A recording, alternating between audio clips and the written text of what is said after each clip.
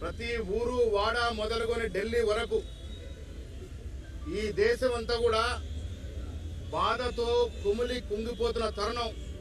కారణం బాధ్యత గల హోంమంత్రి పదవిలో ఉన్నటువంటి అమిత్ షా మాకు దేవుడి సమానమైన అంబేద్కర్ గారి గురించి కించపరిచే విధంగా మాట్లాడమే కాకుండా రాజ్యాంగాన్ని అవమానపరిచే విధంగా మాట్లాడిన తీరుని అంబేద్కర్ ని పూజించే కాంగ్రెస్ పార్టీ ప్రతి కాంగ్రెస్ కార్యకర్త మన దేశంలో గ్రామం నుంచి ఢిల్లీ వరకు నిరసనలు ధర్నాలు చలో రాజ్భవన్ చలో కలెక్టరేట్ చేస్తా ఉన్నాం. అమిత్ షా మాట్లాడిన తీరు వల్ల రాజ్యాంగం మీద నమ్మకున్న ప్రతి పౌరుడు యొక్క గుండెకు గాయమైంది. తీరని గాయం చేసిన అమిత్ షాని మంత్రివర్గం నుంచి తక్షణమే బర్తరఫ్ చేయాల్సిందిగా కాంగ్రెస్ పార్టీ కేంద్ర ప్రభుత్వాన్ని మోడీని కోరుతా వస్తా ఉంది.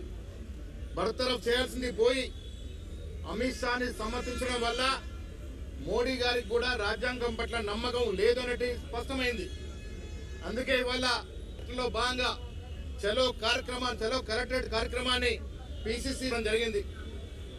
డిసిసి అధ్యక్షులు, పార్లమెంట్ సభ్యులు, ఎమ్మెల్యేలు, ఎమ్మెల్సీలు ప్రతి జిల్లాలో ఇవాళ ఈ కార్యక్రమాన్ని చేపట్టడం జరిగింది. కలెక్టర్ల ద్వారా రాష్ట్రపతికి మేము విన్నపాన్ని పంపడం జరిగింది. దాంట్లో కూడా అమిత్ షా మాట్లాడిన తీరును నమ్ముకుని మేమంతా కూడా చట్టసభలోకి వచ్చాం. ఆ రాజ్యాంగాన్ని కించపరిచే అమిత్ షా మాట్లాడినట్టుగా అర్థమవుతా ఉంది. కొన్నేళ్లుగా ఈ దేశంలో ఆర్ఎస్ఎస్, బీజేపీ కుట్రలు పన్ని చరిత్రను తిరగరాసే విధంగా ప్రయత్నం చేస్తా ఉన్నారు. గాంధీని, నెహ్రూల్ని మరిపించే విధంగా ప్రయత్నాలు చేస్తా ఉన్నారు.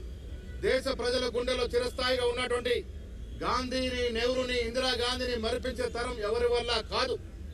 రాజ్యాంగాన్ని మారుస్తాము అంటే కూడా రాజ్యాంగాన్ని ముట్టుకుంటే భస్మమవుతారనే మాట కూడా ఇస్తుందిగా మనవి చేస్తూ ఈ రోజు కలెక్టర్ ద్వారా రాష్ట్రపతికి మెమోరాండం సమర్పణ జరిగింది. మళ్ళీ మీ ద్వారా దేశ ప్రజలకు విన్నవిస్తా ఉన్నాం. ఇది గరించాల్సిన సందర్భం. తక్షణమే అమిత్ షాని బర్తరఫ్ చేయాల్సిందిగా డిమాండ్ చేస్తా ఉన్నాం.